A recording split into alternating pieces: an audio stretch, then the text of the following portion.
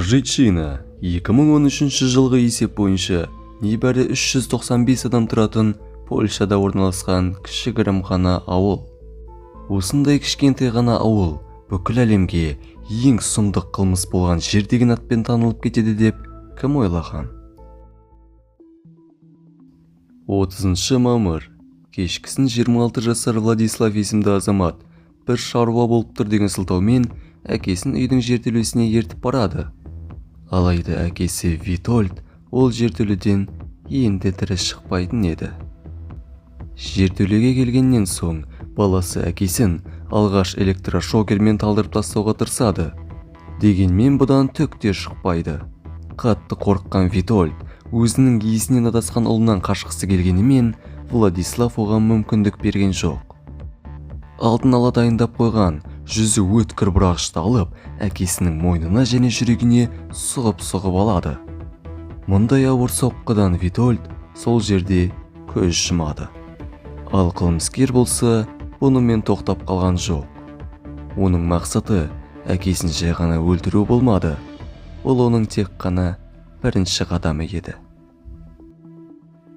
Владислав әкесінің мәйітін пакетке салып, жертөленің терезесіндегі торға басын салбыратып іліп қояды. Ол уақытта мәйіттің басы жоқ еді. Владислав хирургиялық скальпель және күректің көмегімен әкесінің басын кескен. Сонымен қатар тізесінің бір бөлігін қан жинау үшін кесіп алады. Осылай ол екінші этапты да аяқтайды. Владислав әкесін өлтірді, басын кесті. Енді тек қана бір қадам қалды. Маска жасау. Жігіт кесіп алған басты қапқа салып, өзінің жатын бөлмесіне әкеледі де жұмысты бастайды. Владислав күні-түні демалыссыз жұмыс жасайды. Скальпельдің көмегімен бас сүйек пен терісін ажыратып тастайды. Солай бас сүйекті керек етпеген ол, оны бақшаға лақтыра салады. Кейіннен Владислав ине жіппен теріні тігеді. Оған бұның барлығын жылдам жасау қажет болды. Себебі тері ауада ұзақ уақыт тұрып қалса, иістеніп шіріп кететін еді. Бұндай процестің алдын алу үшін Владислав тереге тұз себеді. Осылай бірнеше сағат тоқтаусыз жұмыстан соң ол масканы аяқтайды. Жігіт өзінің әкесінің бет терісінен маска жасап алды. Солай Владислав масканы киеді. Алайда бұл оның жоспарының соңы емес еді. Ол әкесінің бөлмесіне кіріп, киімдерін, басына бас киімі мен шарфын орап көшеге шығады. Көшеде жүргенде дәл әкесінің жүрсін салуға тырысады. Көршілері оны Витольд деп ойлап қалады. Тек қылмыстың беті ашылғанда ғана көршісі бетперденің артына жасырынған қанішермен сөйлескенін түсінеді. Ендігі кезекте Владислав атасы Юзефтің келгенін күтіп, сыртта тұрған орындыққа жайғасады. Ол атам мені тани ма екен деп ойланады. Көзі нашар көретін қарт кісі орындықта отырғаны өзінің ұлы екен деп ойлады. Екеуінің арасында кішігірім диалог та өрбиді. Осы уақытта Владиславтың жан дүниесі көршісі мен атасы танып қалмағанынан рахат ала бастайды. Алайда біраз уақыт өткеннен соң атасы одан сәл күдіктене бастайды. Себебі сөйлескен адамның дауысы Витольдқа ұқсамайды. Сол күні Юзеф жертөлені жинастырайын деп астыға түсіп қалса, басы кесілген және аяғы аспанға қаратылып, қан болып жатқан өлі мәйітті көреді. Өте қатты қорыққан Юзеф көршілерге қарай жүгіріп барып, сол жақтан полицияға хабарласады. Бұл уақытта Владислав масканы лақтырып, өзі тығылып қалған еді. Полиция дереу түрде оған іздеу салады. Бақытына орай, қылмыскер алысқа қашып үлгере алмапты. Полицейлер оны көрші ауылдағы автобус аялдамасынан тапты. Владислав Ресейде туылып, жастайынан Польшаға қоныс аударған. Бұның себебі әкесі мен анасының ажырасуы. Әкесі, атасы және Владислав Польшаға кетіп, ал анасы мен апасы Ресейде қалады. Университетте жігіт медицина мен психологияны үйренеді.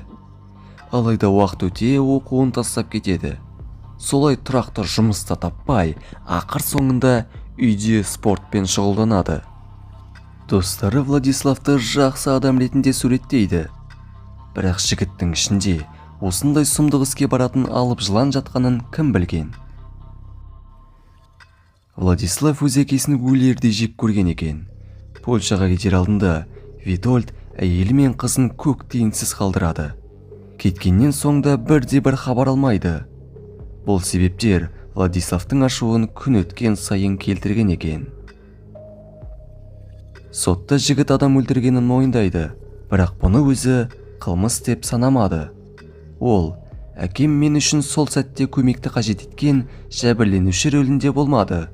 Бұның барлығын ол лайықты түрде алды дейді Владислав соттағы соңғы сөздерінде. Витольдтың өліміне кінәлі нәрсе тек қана кек. Анасы мен апасының алдындағы борышы. 2001 жылы болған сотта Владислав 25 жылға бас бостандығынан айырылу туралы жаза алады. Барлығын саналы түрде жасаған адам үшін бұл уақыт аз секілді. 2003 жылы жігітті Ресейдегі түрмеге көшіру бойынша бұйрық келеді. Екі ел ішінде бұл жаза логикаға сәйкес. Сонымен қатар Владиславта Ресейдің азаматтығы бар еді. Психологтар жігіттің бойында психологиялық ауытқу бар деп тапты. Яғни ол кейде өзін-өзі басқара алмай қалады екен. Бұндай жағдайда Владислав арнайы емдеу шаралары жүргізілетін түрмеде болу керек еді. Алайда олай болған жоқ. Владиславтың түрмеден шығу мерзімі 2026 жылы аяқталады. Дегенмен 2021 жылы жігіт уақытынан бұрын шығу үшін сотқа ұсыныс тастай алады екен. Бәлкім қазір ол көшеде біреудің бетпердесін киіп жүрген шығар. Кім білсін. Осымен видеомыз аяқталды. Еңбегіміз үшін лайк басып, арнамызға тіркеліп кетулеріңізді ұмытпаңыздар. Коммент әрдайым ашық болады. Сол жерде видео туралы пікірлеріңізді білдіріп отырыңыздар. Ендеше, сіздермен бірге болған және әрдайым бірге болатын QRF ұжымы келесі видеоларда кездескенше.